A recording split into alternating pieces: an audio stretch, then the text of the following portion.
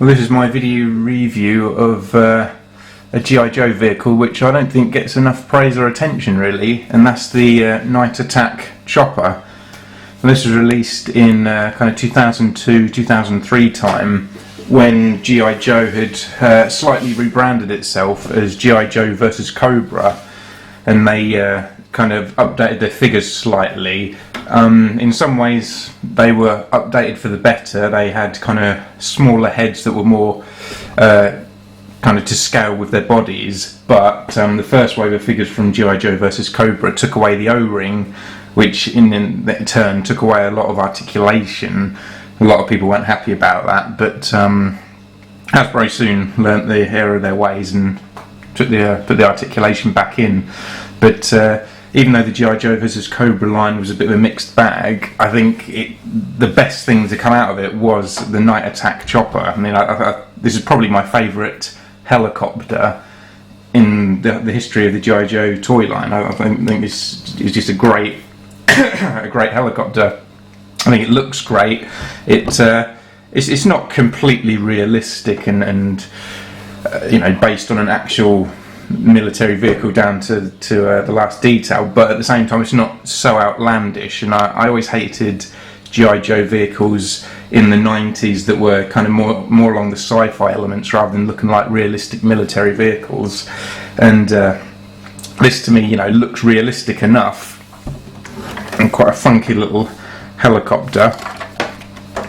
It's got a few electronic details to it. If you pull this trigger on the back here, I don't know if you can hear that or not, but it makes quite a cool helicopter sound while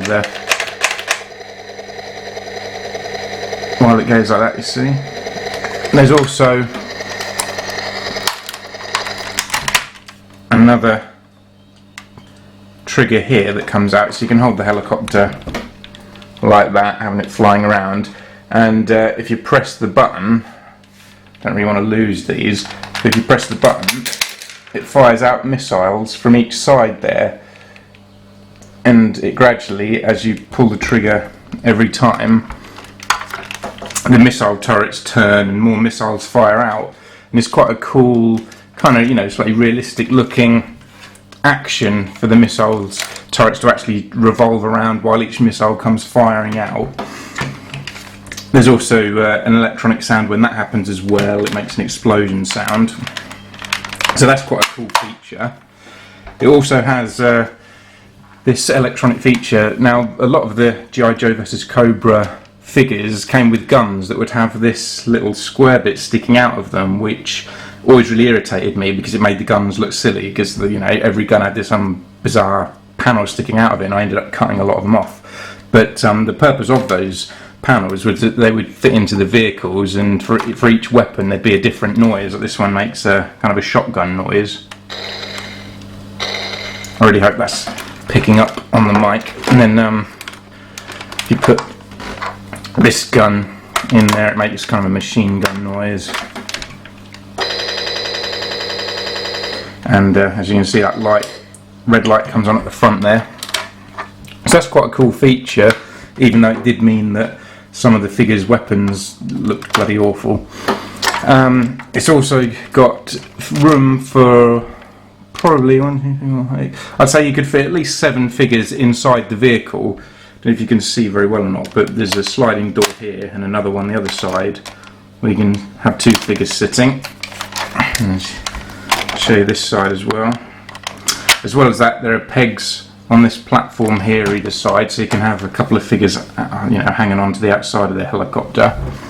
Another quite cool feature, I think, is on this side, the string comes out and goes down, and it as you can see, it goes from there like that. So it's quite a long string. You can have a figure holding on to the end there, or put his feet through it and holding on to the string, and then you gradually wind it up, so you can have figures either being picked up or sliding down and being dropped off into a combat zone. Which is, once again, it's something that always looks kind of cool in the films when they, you know, like in Predator, for instance, when you have the troops and they put this rope down and Black Hawk Down or whatever. So it's quite cool that you can have your figures doing that on this vehicle as well. On top of that, we've got the cockpit at the front here opens up, and it doesn't come with a pilot, but I had this one. I never had the plane this guy came with, but I got him from a car boot sale when I was a kid, so I stuck him in there. Behind him there's room for 2 more Joes to be sitting at the back there.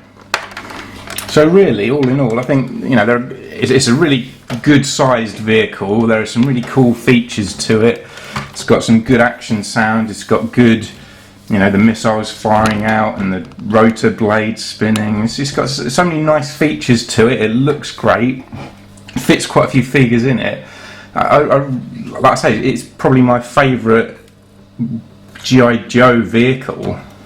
If, you know, at least my favourite helicopter vehicle, at least my favourite air vehicle that is of all time. I mean, I love this, the Hiss tanks and the Stinger Jeeps, just because they're kind of iconic. But I mean, I just think this is an excellent vehicle, but it never seems to get that much attention, and I'm not sure if it's because the G.I. Joe versus Cobra line just wasn't particularly popular anyway, so anything from that line kind of just gets passed over. But if you're a fan of G.I. Joe or collect the toys, or even for kids, I mean, it's got great play value, as I've said, so I'd recommend getting this. I don't know if you'd even have to pay that much money for it, because I'm not sure if they're hugely in demand, so you may be able to get a second-hand one reasonably cheap if you're lucky off eBay or whatever. But yeah, I don't think there I think there may be one other video on YouTube about this, but like I say, they're just so underused, and it's a shame. But anyway, I've prattled on enough about how much I love this vehicle, but I just thought I'd show you all the features of it, and that's enough for me for now, I think.